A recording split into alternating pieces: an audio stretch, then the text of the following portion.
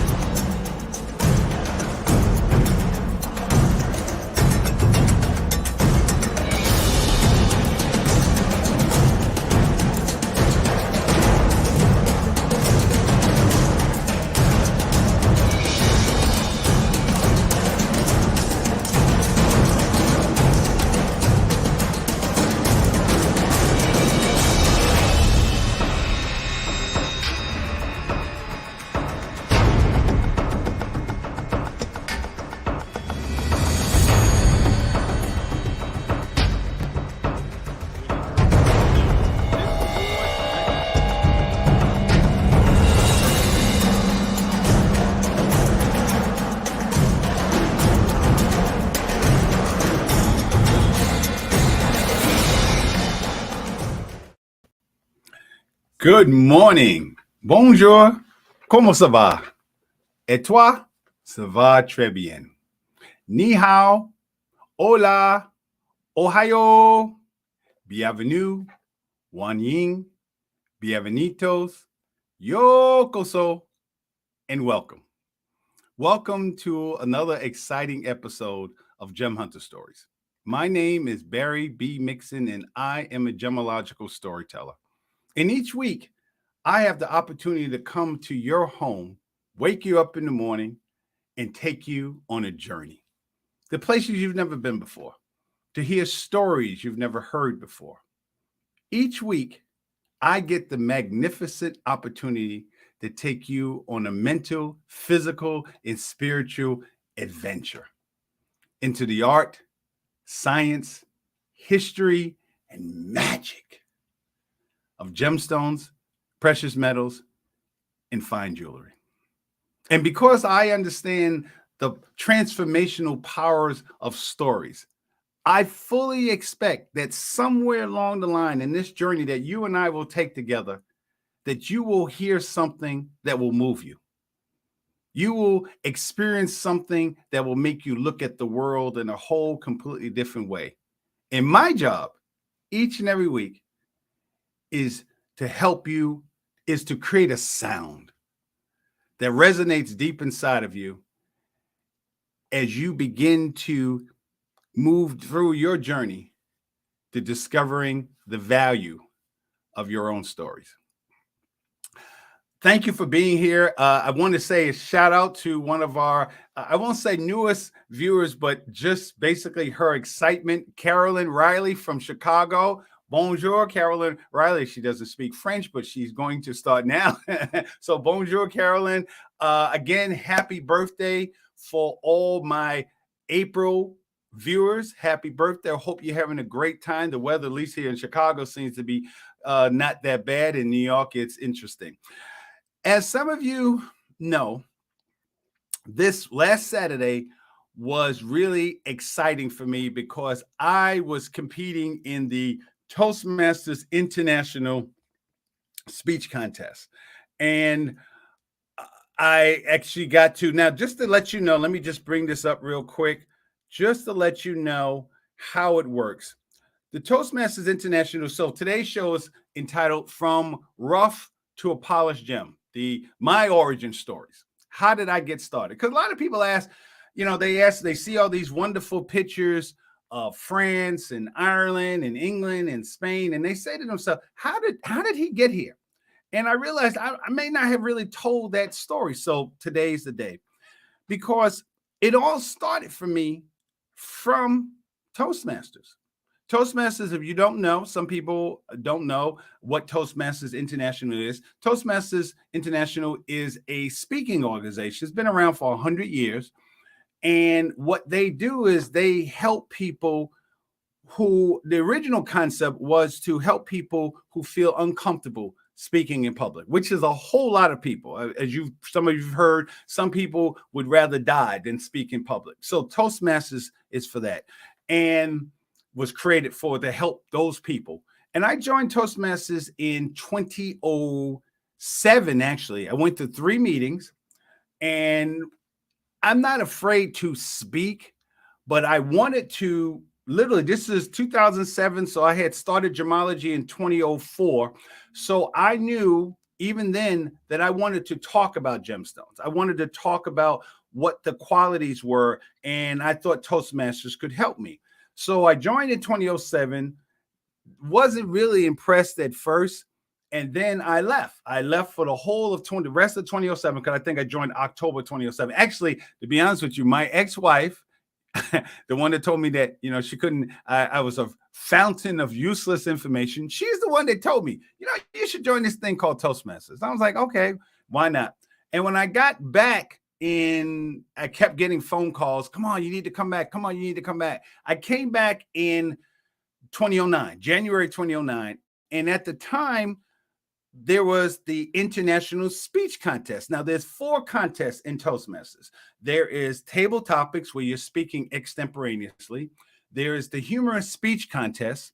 There is Table Topics, Evaluation Contest. So it's Table Topics, Humorous, Evaluation, and then, of course, the biggest one is the International Speech Contest, which will lead on to, if you win that, get to the finals, you go to the World Championship of Public Speaking. So when I joined in 2009, rejoined, I should say, there was this contest, and they said, hey, Barry, this is International Speech Contest. And I was like, as a Marine, I like challenges. I was like, okay, what's the worst that can happen? And I need to tell you that in 2009, I wasn't even the same person I am today. I was Darth Vader, as some of you who've been watching the show, and I'm serious, Darth Vader was my personality. Darth Vader, in my studio, in my condo, I have about 10 Darth Vaders, masked, because that's who I was. My call sign in the Marine Corps was Vader. And if you wanted something bad to happen to someone else, you called me, because I enjoyed it. That was what my job was, intellectual warfare. So I was a very angry person in 2009. Again, stemming from issues with my mom and alcoholism and all. That's how I wound up being homeless. So I joined and I said, what's the worst that can happen? So I went to the meeting and they said, I said, what do you talk about? And they said, talk about anything you want to talk about. And I said, okay, well, the thing I know the most that I could talk about all day long is Star Wars. I'm a huge Star Wars fan. So I joined, and there's 4 different categories. There is the club level, which is the initial level.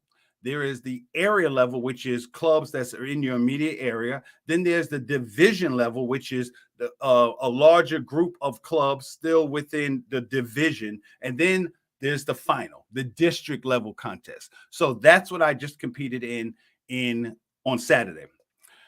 The first time I competed, I had been in Toastmasters for 4 months. I got to the district level.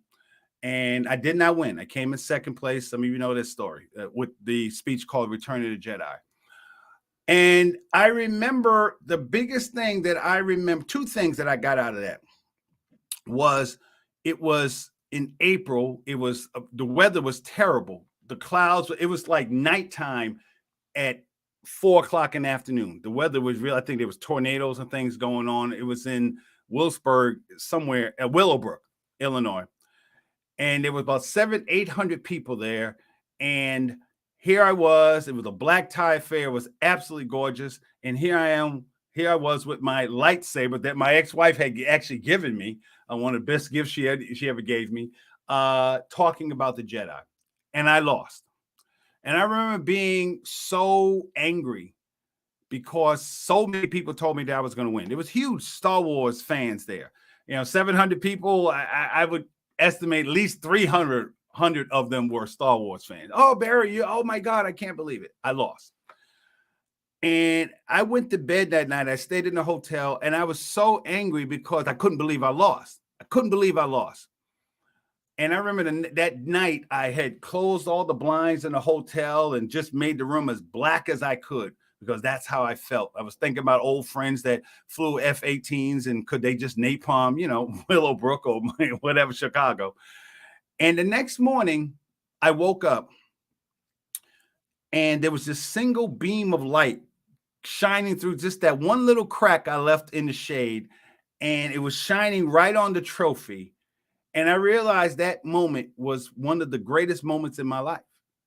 It was one of the greatest moments of my life because I got a chance to tell a story that's something that meant something to me or the world to me in front of all these people. And that's when it really started clicking to me, the whole concept, the importance of being able to tell a story. So as we start today, I'm not here to tell you about my Toastmasters experience. Yes, I didn't win that championship, but I've won 5 championships, 9 overall because there's different levels. I won 5 district level, the finals. I went to the World Championship of 2012, did not win, didn't even place at the finals. But it was an unbelievable experience. And the key thing that got me going was the whole concept of stories, the importance of stories. And then when I started really examining the importance of stories, it brought me back to gemology. It brought me back to gemstones so you get 7 minutes and 30 seconds. Those of you who are not Toastmasters, one of the things that make the contest so amazing is that you get 7 minutes and 30 seconds to talk to God.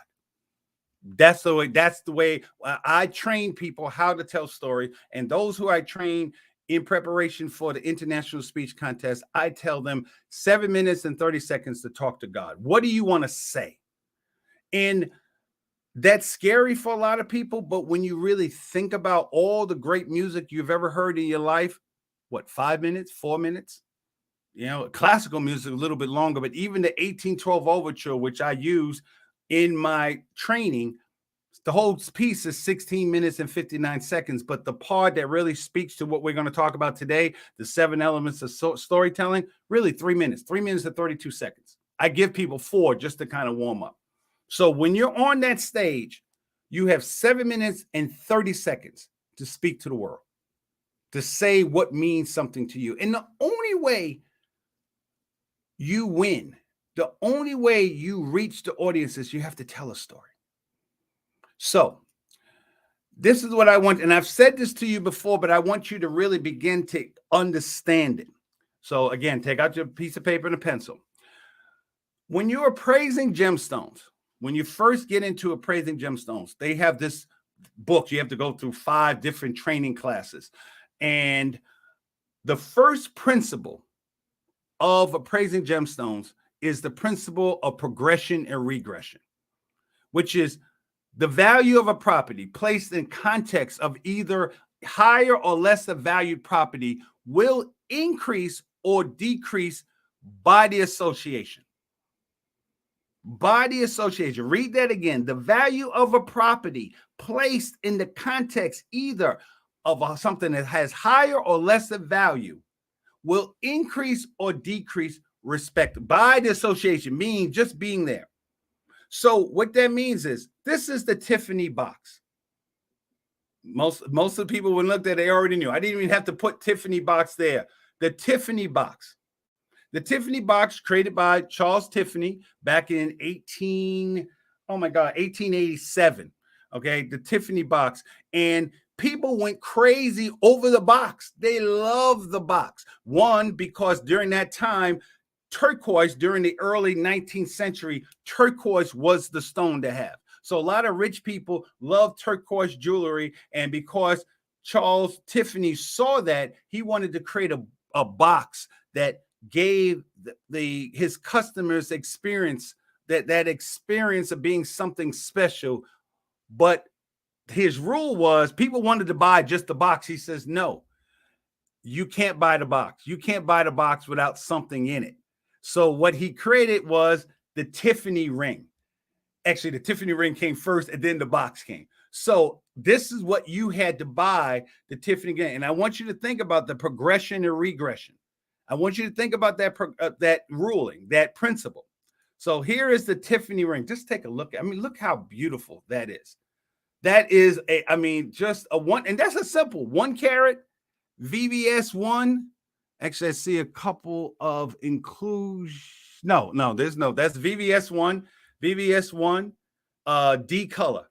That is the Tiffany engagement ring, classic styling, because back in the 19th century, people wore more gaudy rings filled with a lot of gemstones. So Charles Tiffany was the one that created such a streamlined ring. The diamond sat up. First time a diamond actually sat up in a setting to maximize the light.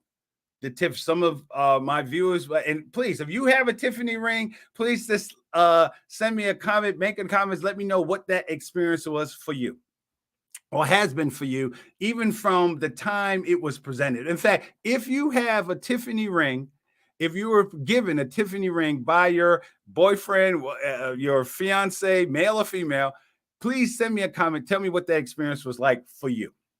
So, and if you bought it yourself, tell me what that was like. So the Tiffany ring, all right, again, looks beautiful on anybody's skin, black or white, Asian, whatever. The Tiffany ring, look at the classic styling, simple elegance. There's even a new, guys, not to leave you out. Now they have, this year, they started, maybe last year, they started the Charles Tiffany ring. So this is the Tiffany ring for men. The Charles Tiffany ring, very clean, classic styling, very nice. So again, here is this one of the spokespeople of Tiffany is Beyonce and Jay-Z are now the spokespeople of Tiffany. Here is the Tiffany, one of the Tiffany diamond. Here's a Tiffany diamond. Here's another Tiffany ring. Okay, beautiful. Now, the legacy, another diamond from Harry Winston.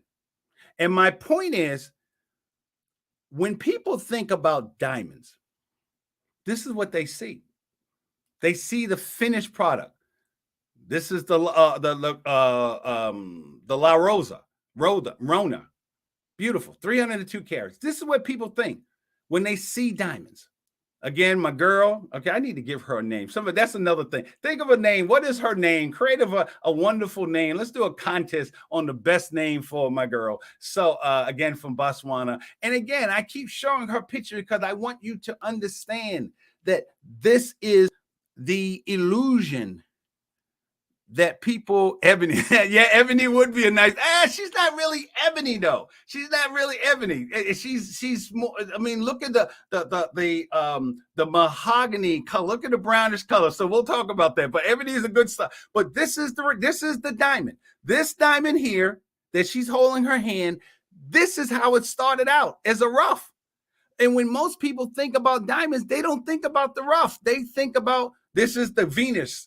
Here's another beautiful woman of color holding a 118 karat flawless, flawless, meaning it is absolute colorless and it's flawless. And again, GIA does not take the term flawless lightly. If you have a flawless diamond from GIA, yeah, yeah, you're talking about Mozart, you're talking about Picasso, you're talking about upper level, the highest level. This is the flawless Venus ring.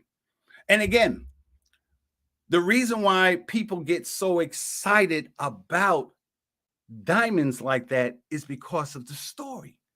And as I've said, if you watch this show week after week, what do I always say? Nothing has value without a story. That's when I started understanding that.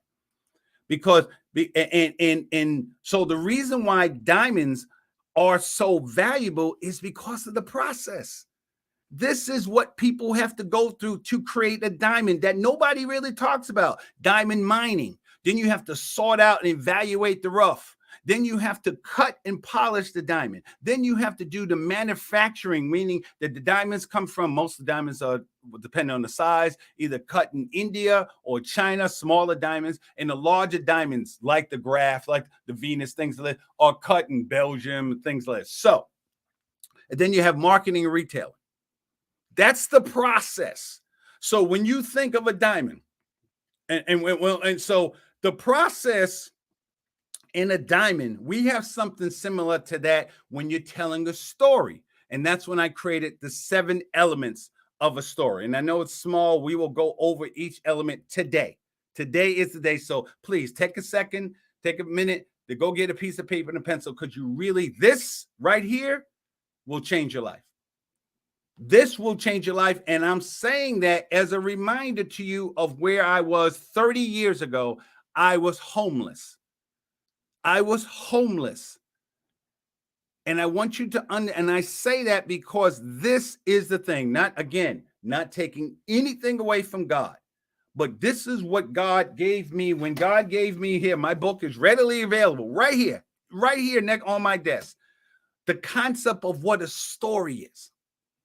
So when you compete in the international speech contest, or whether it be your office or talking to your kids, the most powerful thing that you can ever do is tell a story.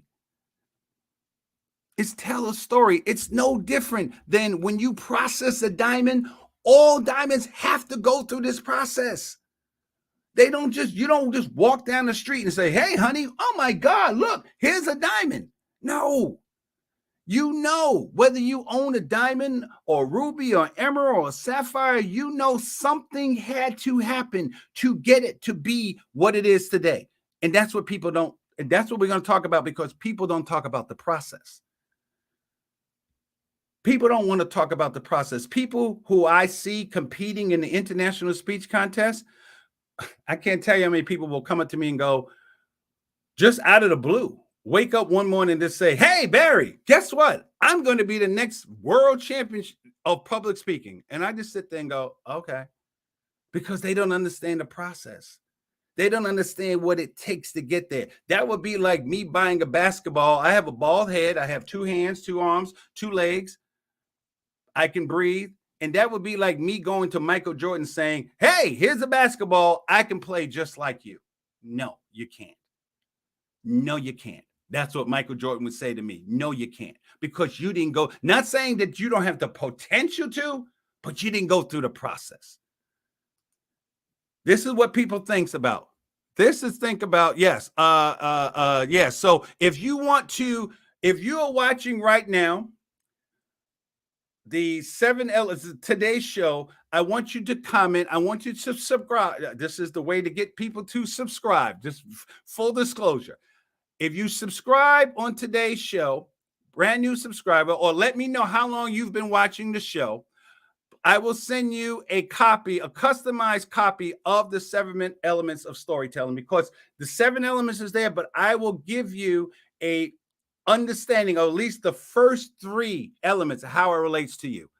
So again, let's go back to, so this is what people think about. When they see a diamond, this is what they see. Now, let's transpose it into human being. When people compete in the international speech contest or a basketball game, football game at your office, this is what they see. They see the finished product.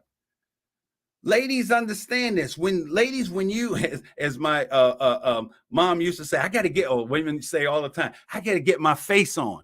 This is what people see when they see you. You got to get your face on. You got to get your hair, your clothes, your nails. This is what they see. Carolyn, this is you. This is the green diamond. Carolyn Riley is now, and at least she likes green diamonds. This is the Dresden diamond, Dresden green diamond. So here we go.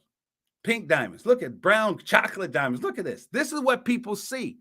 But what people don't see is this is what a diamond is. This is what a diamond is. This is how it starts out.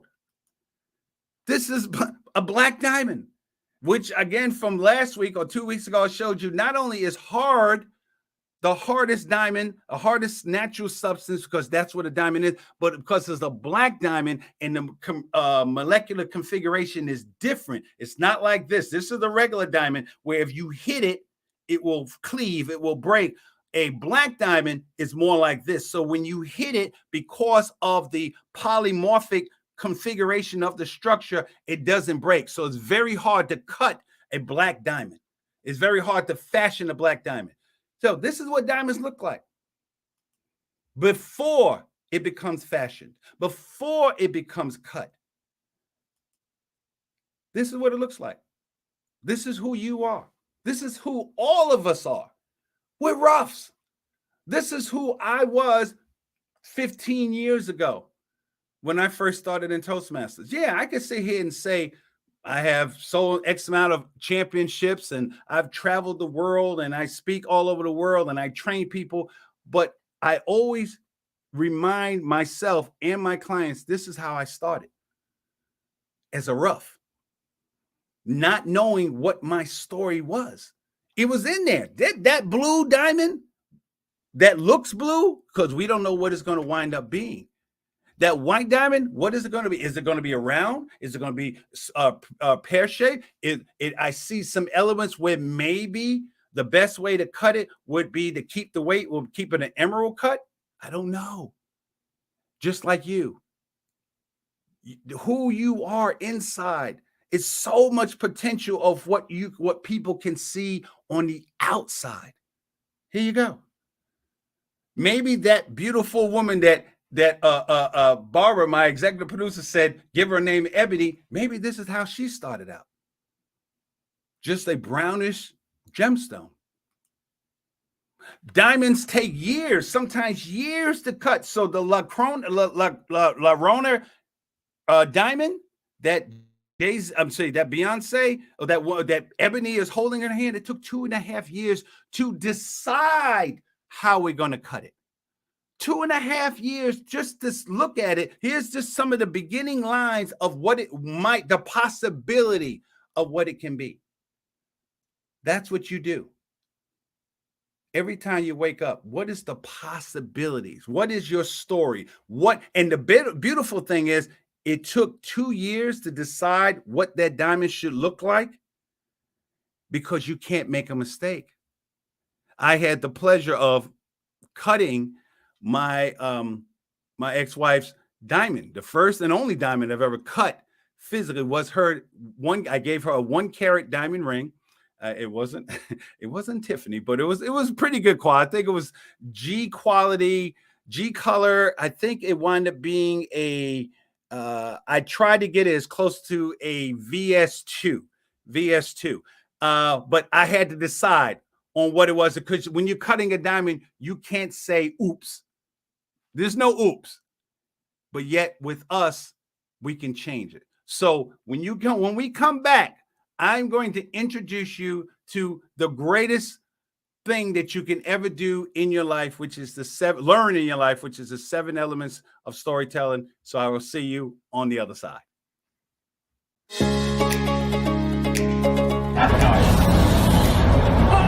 don't know this song. My body becomes like a cement. Oh my God. That was the better one. Okay. Oh my God.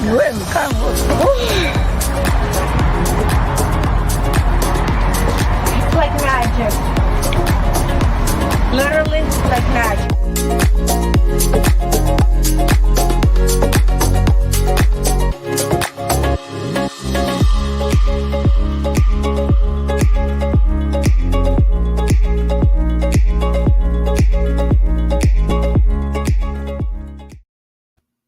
Wow, that's pretty awesome. That's pretty awesome. So let's go back to, I'm just looking at the commercial, just the way I'd have to do some research on that. But again, this is who we are. This is who we are as people. We are roughs with all the potential of who we are inside of us. Nobody could look at that stone and tell who you are. When I was homeless on the streets of Chicago for a year, and I think about it daily, this is who I was. Unshaped, uncut, but my potential was inside. And the way that I've gotten there is by, as I say every week, discovering the value of your story. So let's get into it. Again, nothing, put that in quotation marks, highlight it, red marker, whatever you got to do. Nothing has value without a story. So the 7 elements of storytelling. We're going to do that right now. Here we go. The first one, that's not the first one. The first one is sound. The reason I put that is because it's so important. I always think about that first, but we'll go back to that. The first element is sound, the initial direction. What do you want to say?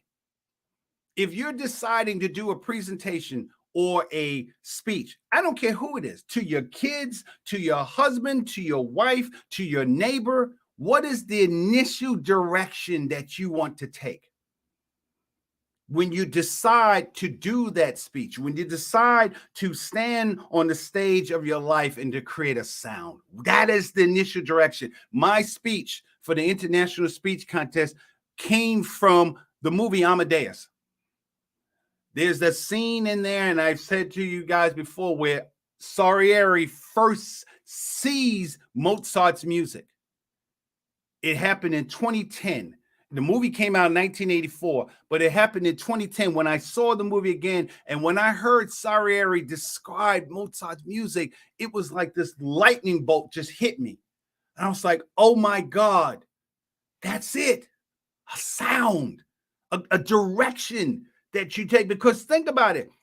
Here's a man, Mozart, who only lived 35 years, gone through all the things that he went through in his life. His mom died, he had a bad relationship with his dad, he died at 35, all these other, he was broke, homeless, and yet 200 years later, they're still talking. They created a movie about him in Salieri. And I don't know if Salieri actually said that, but in the movie he did.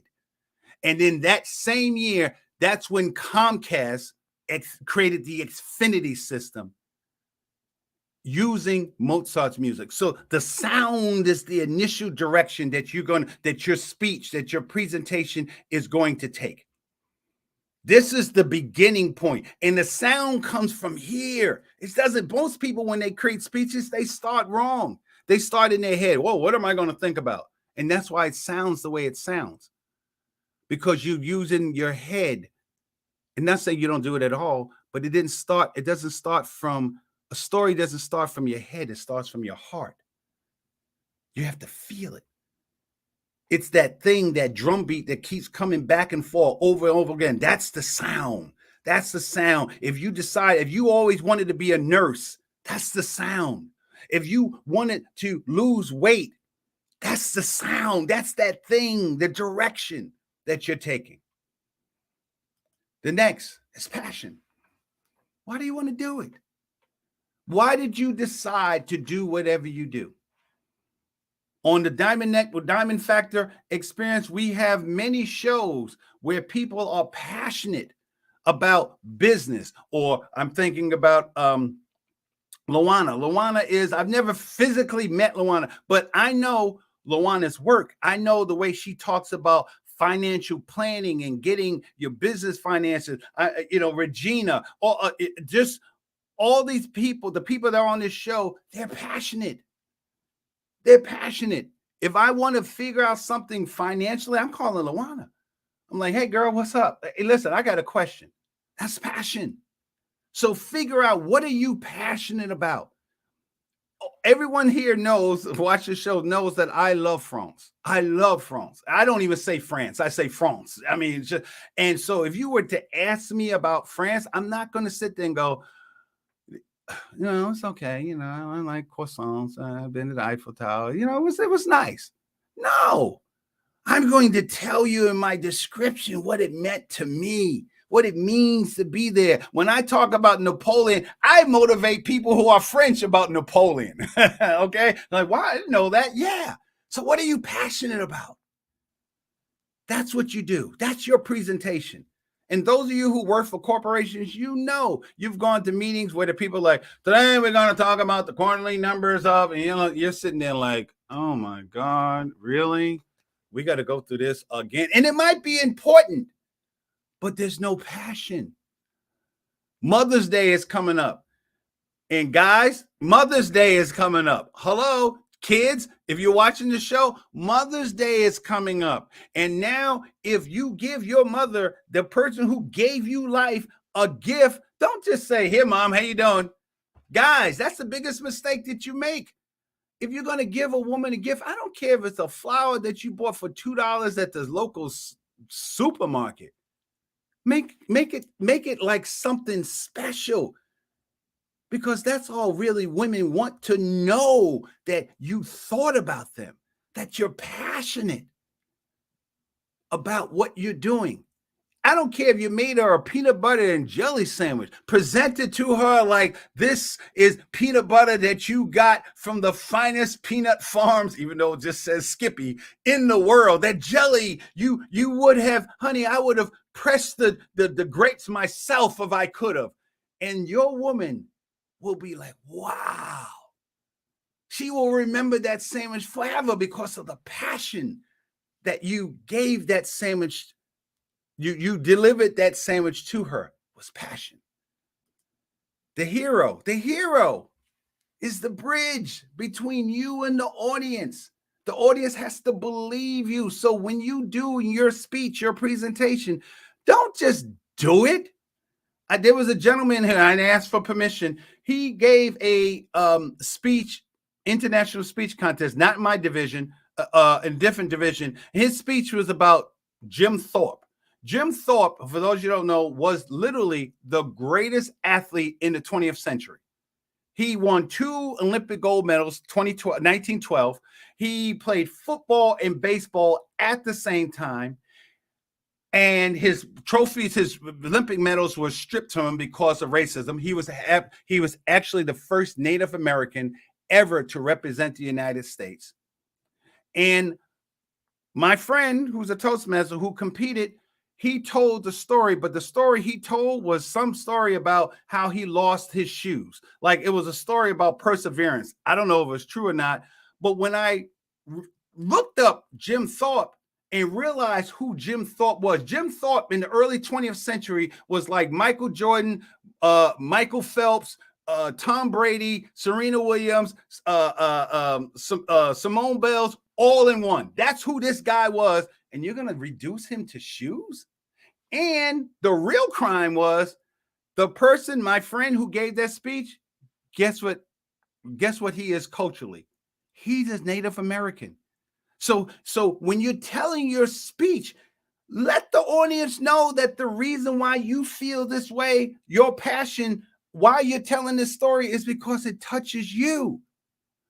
Don't just say, oh, yes, Jim Thorpe was this, or Paris is nice. How did it reach you? You're the hero of the story. When you buy a diamond, when you're giving an engagement ring and happen to be a diamond ring to a person that you love, let the audience believe you. Baby, I love you. I love you. I've been with you for, depending, if it was J-Lo, I've been with you for 3 weeks and I love you and I want to be with you. So Ben Affleck, even though he was with her before, he gave her a green diamond because he wanted something different. The bridge. If I'm never going to do a speech about growing hair or being a hair designer unless I come up with a story of, even though I don't have hair, I feel like I can cut your hair because this is what I used to have. So my passion, let's say my story would be, I'm a hair designer. I work with women or men with their hair because I remember I had hair and now I don't. So my passion is to make sure as many people as possible keep their hair as long as possible. And then because of that story, you may come to me.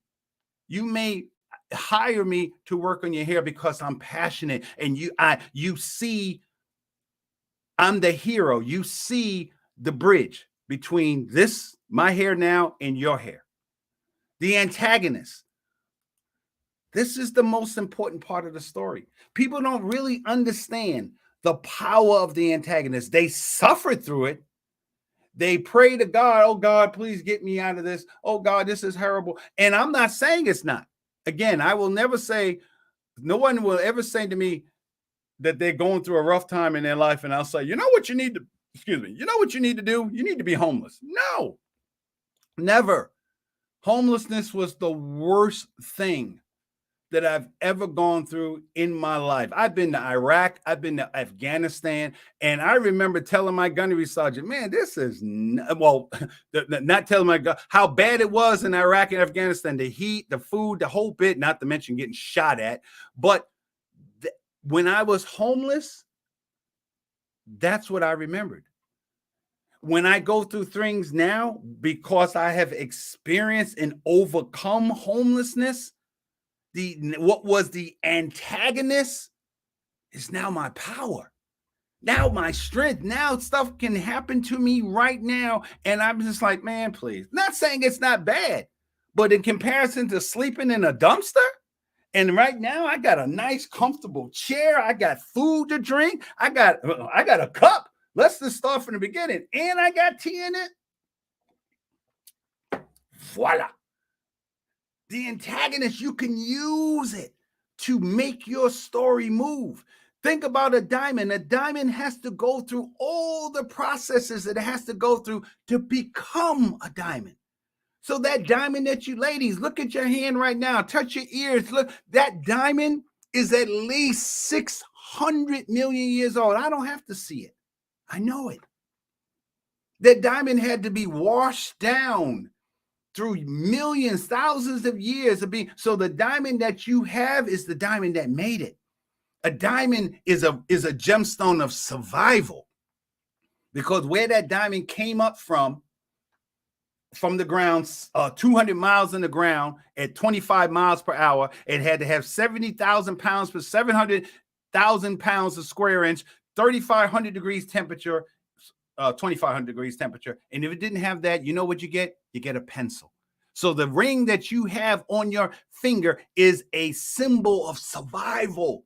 That's the diamond that made it. That's the adversary. That's the antagonist.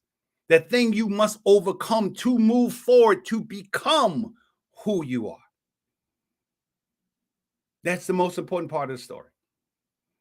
So when I was presenting this week, this Saturday, when I was telling my story about Mozart, about literally, my title of my speech was called The Sound. The sound is that moment when you get to stand on the stage of your life and you say what you want to say. And people will feel it, because not that, oh, everything was life was wonderful. And, my mom and dad, well, you were rich. You didn't have to worry about anything. No, it's the things that you overcame to become the man or woman that you see today. And all of us go through that. All of us go through that. And if that's not a part of your story, then you tell a story about Jim Thorpe, and the only thing you talk about, you create some story about his shoes, and you miss the most important part. Remember when Michael Jordan was sick and he had damn near bubonic plague, and he still scored 50 points? And remember, he was laying on Scotty, sweating, exhausted, but he still delivered. That's what makes him great. The Tuskegee Airmen going through racial discrimination in the 1940s. Yeah, that they believed that black men couldn't even forget about a plane, couldn't do anything on that level. And yet, when the Tuskegee Airmen flew their P-52 Mustangs with the red tails, they didn't lose one plane. That's why you still talk about the Tuskegee Airmen, because of the antagonists, because of what they had to go through. Let's even make it about superhero movies. Now there's a new Batman movie. There's more Superman movies coming in, Thor, all these superhero movies. Why do we go? We don't go because, we know that they're going to win. We go because we want to see how they overcome the antagonists. That's why those stories still exist, because there's different ways, different antagonists. If you went to the movie and you knew Superman was going to win, you probably wouldn't go, oh, girl, he's going to win. It ain't no big deal. It's because he overcame. When Wonder Woman, Barbara and I talk about this all the time, that first Wonder Woman, remember the guy was hitting her with trains, whole trains. And you're like, dang, he is beating Wonder Woman's beep-a-doo-beep. But what did Wonder Woman do? Wonder Woman remembered why. And I get emotional about it, because that's what it's about. It's that moment when you realize all the things, all the shit that you've gone through in your life is the thing that makes you who you are now. And that's why you can overcome the antagonist. Awareness is the most beautiful element. The awareness is what I felt when I first went to France, when I began to understand this is not something that I can do. This is something that I have to do. Those of you watching who are teachers and police officers and firefighters and nurses and human resource people and the person who you know in your understanding, you know that the reason why that company exists is because in some part because of you. And yes, it's hard.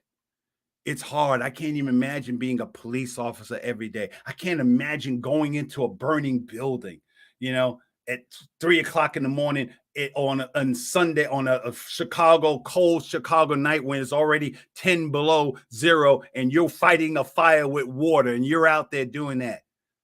And yet there's something inside of you that says, this is what I have to do.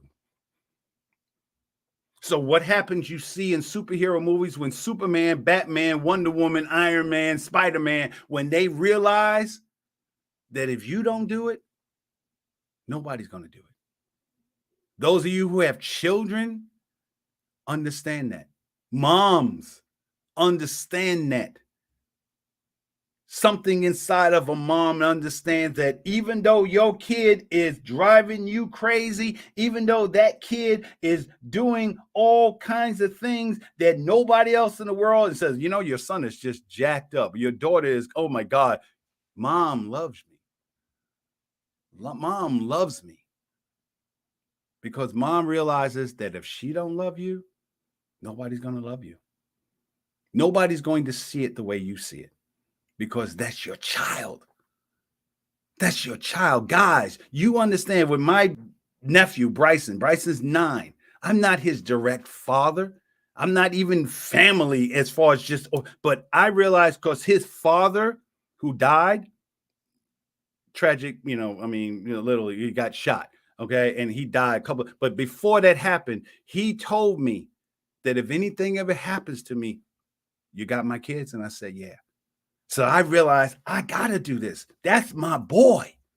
That's my boy. And I told him, when he goes through stuff, I'm like, I'm going to be with you forever, Bryson, for as long as he said forever. I said forever, because if I don't do it, nobody's going to do it. That's awareness. Transformation. Transformation is, this is the wrong here. Transformation is what Stephen Jobs did. Everybody understands what this symbol means. 30, 40 years ago, when Apple first started, nobody wanted Apple. Nobody wanted Apple. Apple, please. You had Microsoft and that was it. When you went into a big computer store and you asked for Apple products, you had to go to the corner somewhere. In a little box, there was some Apple. Now, when Stephen Jobs died, Apple was the greatest company in the world financially. Because now Stephen Jobs took his vision, and now that's what, when other people saw what he was doing, they began to change because of him. So when you teach, when you do the jobs that you're doing, transformation is when other people begin to see what you're doing and they want to elevate themselves. I competed this year because I wanted to show people who have been in Toastmasters a lot less than me, who just think, oh, I'm just going to win the world championship. No, you're not. You got to do the work.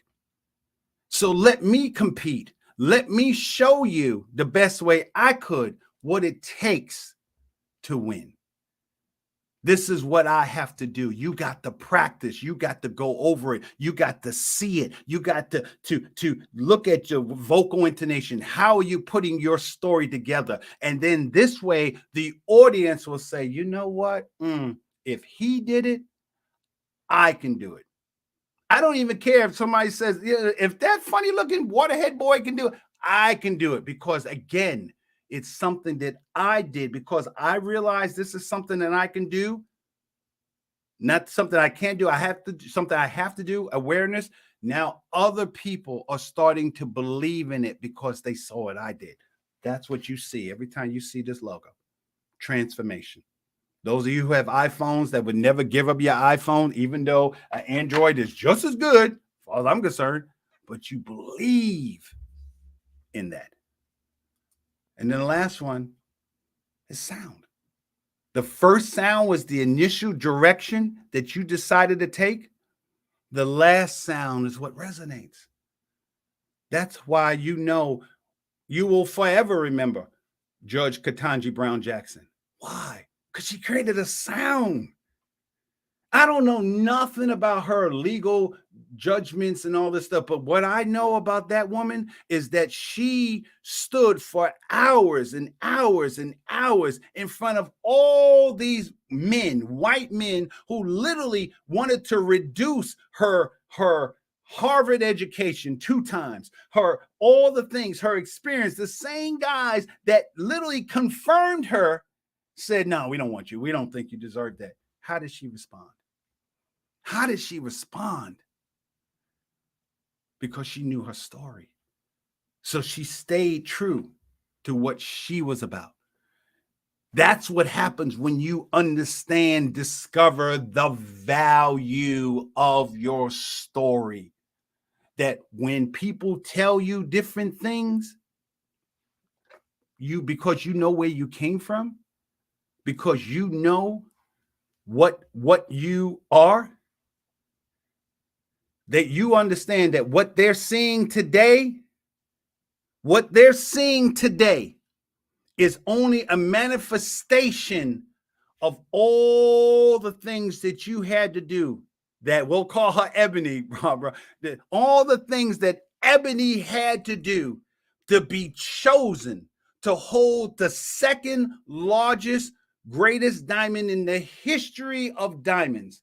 They chose her to do that. Think about, ladies, everybody knows that she doesn't look like that when she wakes up every morning. You know that. What did she do to her health? What was the food? What was her water intake? How did she work out? What were the things that she did inside? What was the things that she did outside to manifest the person, the woman that you see today? So when I see this picture, all I see is two, I don't want to say things, two entities, two energies, one organic, one inorganic, and yet they both tell a story. That's the importance of being able to tell a story. That's what you do when you compete on the world stage, or your home stage, or your school, or your neighborhood watch, whatever. You have to create a sound. So, again, I want your homework assignment today. Again, first of all, if you want the copy of the 7 elements and the first 3 to have a customized, let's say, interview about the first 3, please send me an email, phone number, and I will call you and we can talk about the first 3 elements. I will give you, anyone who subscribes and sends me a comment will get all 7 elements of storytelling. But I want you, now you have a template. Now you have a direction to take. Take your story, whatever it is, look at how it fits into 7 elements of storytelling, and be prepared for that moment when you have to stand on the stage of your life and create a sound. So until next week, again, my name is Barry B. Mixon. I am a gemological storyteller, and I want you to take time in your day, in your life, to look at the people around you and look at yourself and discover the value of your story. So until next week, au revoir, à te tella. Bye-bye.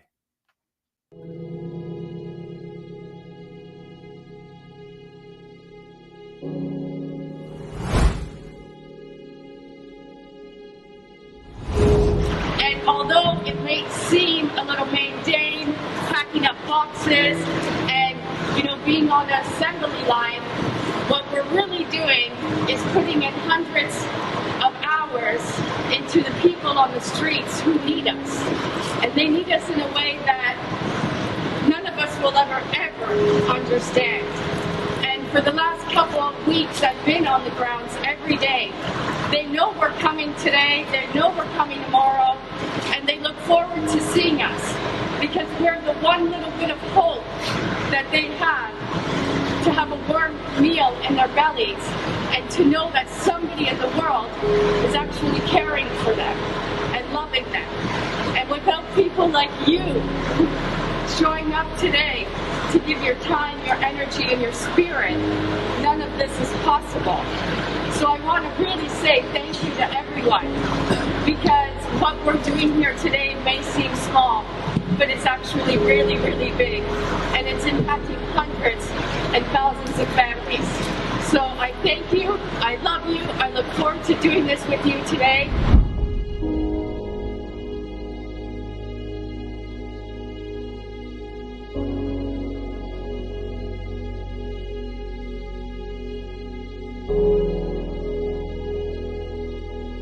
My name is Serena Boffelino, and I am the founder of Help Heal Humanity.